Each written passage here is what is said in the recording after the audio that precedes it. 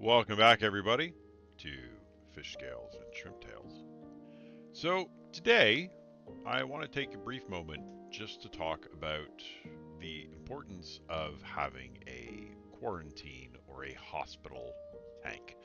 Now, I've had to do a voiceover on this video because my particular quarantine tank or hospital tank, depending on what you want to call it, is located in the basement of my house in the furnace room, and the furnace kept kicking on and off as I was recording this. The dog came in and barked at me, the cat was jumping on the counter. There were just too many distractions. So we're going to try it this way, guys.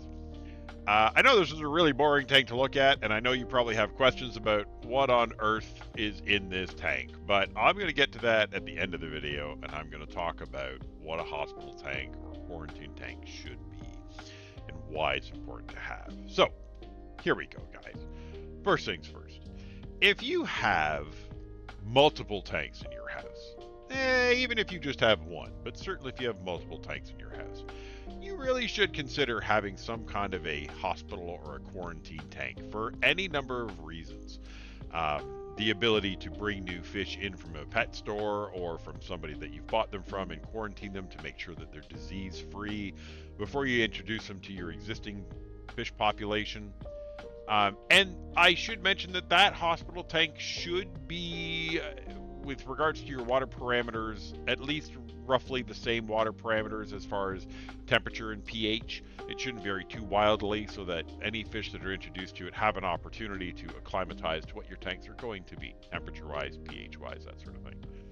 Hospital tanks. Now, you can use just about anything for a hospital tank. You can go grab yourself a plastic bucket, dechlorinate some water, throw the medication in there, put your fish in there, and call it a day. And that is what a lot of people will do in an emergency situation where they have a fish that's gotten sick and they need to take care of that, and they don't want to, infect the rest of the population of their tank while they're trying to take care of a sick fish. I would suggest to you that if you're going to have fish, especially if you're going to have a couple of tanks, you should have a hospital or a quarantine tank that is set up and running at all times. Now, like I said, it doesn't have to be an aquarium, it doesn't have to be a glass box. It can be a plastic tote, it can be a bucket, it can be whatever you want it to be. But I would recommend to you that you leave it set up at all times. What I've done here, I've got a simple glass cube on my work desk in the basement. This is all it is. I think that might be it might be a 1 gallon, it might be a 3 gallon. I don't remember, guys. It's really quite small. I threw some plant clippings in here that I pulled out of an aquarium in the house some time ago, a piece of driftwood. I think there's some Java moss floating on the surface of this. There's a couple of surface plants. There might even be some duckweed in here. This is all I have for hospital tank, and it sits on the counter of my room and just runs. Up until very recently, I didn't even have a filter in here. It was just the plants and the light comes on for somewhere between 8 and 12 hours a day and shuts off again.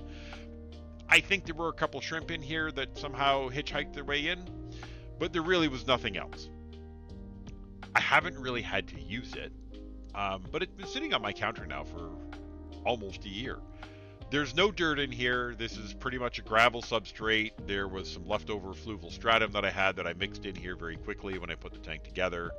You'll see there's some rocks in the back to provide fish a place to hide and feel secure from if they are introduced here. At some point during this video, and I've forgotten now where that happens, but I'm going to mention it now so that when it does, you'll know why. At some point in this video, you'll see me tilt the camera up to sort of look at the surface of the aquarium. The reason for that was to show you that there's a lot of surface material. I've let the plants grow up and sort of circle around the surface of the tank. There's some Java moss up there. There's some floating plants up there.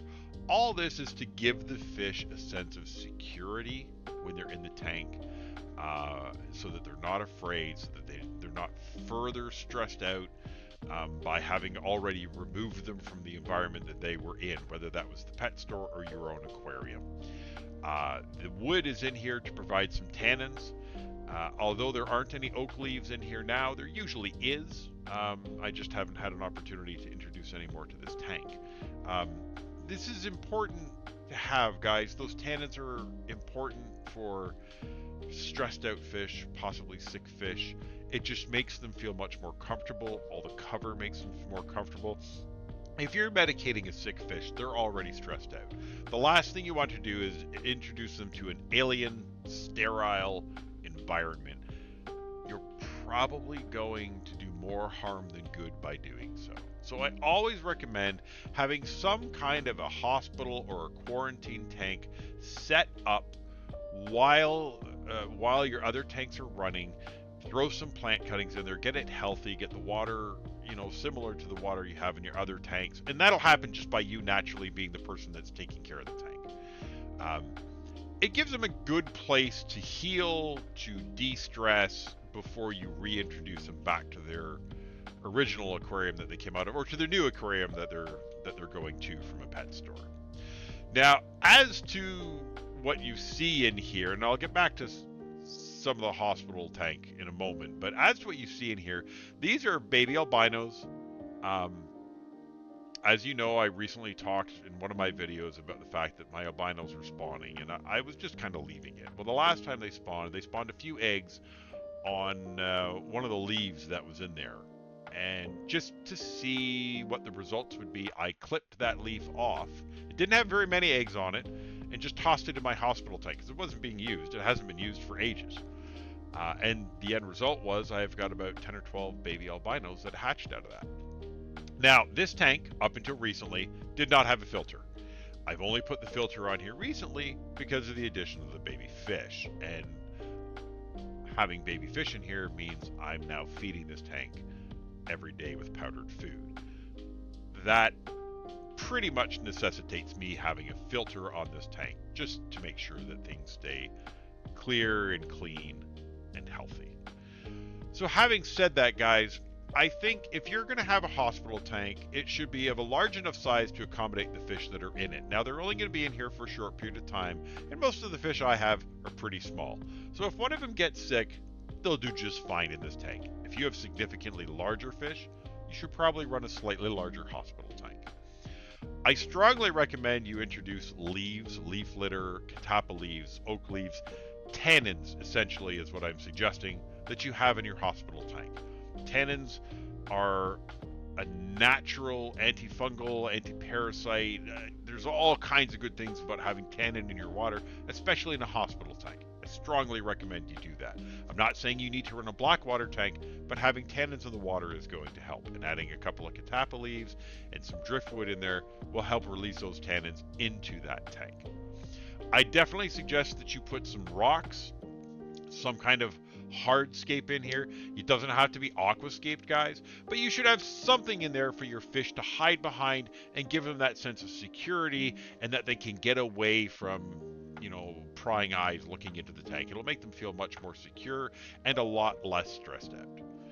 The other thing, I recommend having some kind of live plants in there. Floating plants, easy to grow plants, even just plants that aren't stuck in a substrate and they're just floating on the surface, like I have a bunch in here.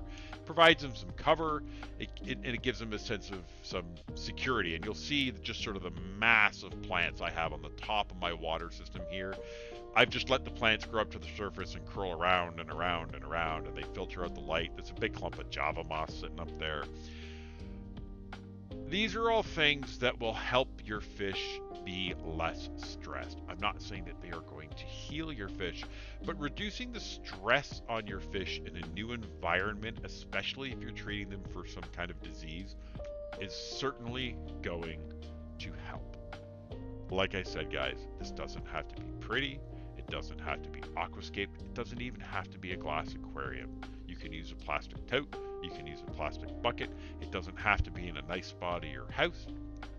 And if you're not heating the rest of your tanks, you don't need to heat this. I will say though, if you are keeping your fish in heated aquariums, you should, before you put your sick fish in here, heat this tank up. I don't run heaters in my aquariums, and they're all at roughly the same temperature in the house, so I don't need to worry about that. But if you're running a heater in your aquarium that you're moving your fish from, you need to heat this water up before you bring him over. Anyways, guys, I just thought I'd take a short moment to talk about what a quarantine tank is or what a hospital tank is and some of the things that maybe you should have in there. One of the obvious reasons we run a smaller tank than our main tank for a hospital or quarantine tank is just simply the cost of medication. It's cheaper to medicate a 1 gallon or 3 gallon tank than it is to medicate a 20, 30, 50, 100 gallon tank. Anyways, guys, I just thought I'd make up a break from the ordinary, some of the update videos. I have some videos coming out that were filmed prior to this, so you're not going to hear me mention some of the babies that are in here, the baby albinos, or even the new baby swordfish that you saw in the intro and exit clips of this video. They were not born at the time that I filmed those videos, so forgive me, I won't be mentioning them during there, but I'll get to it in another update. Everybody's happy, healthy, everybody's doing well. I do have a couple of problems I'm going to have to deal with, and I'll make some videos about those. One of them is Hydra. Yeah, yeah, I finally got hit with some Hydra in one of my shrimp tanks. I've had it before, and it's usually died off, but I got a pretty good case going in my snowball tank, I think. But we're working to eliminate that, and I'll do a video on that shortly and talk to you about what I'm doing and why I'm doing it the way I'm doing it. Anyways, guys, as always, I hope you've enjoyed this. I hope this has helped in some way and broken up some of the monotony of doing update videos, something a little bit different. I try not to duplicate what other people are doing and try to come up with something different from time to time, guys. Hope things are going well for you. I wish you all the success in the world, and I will talk to you on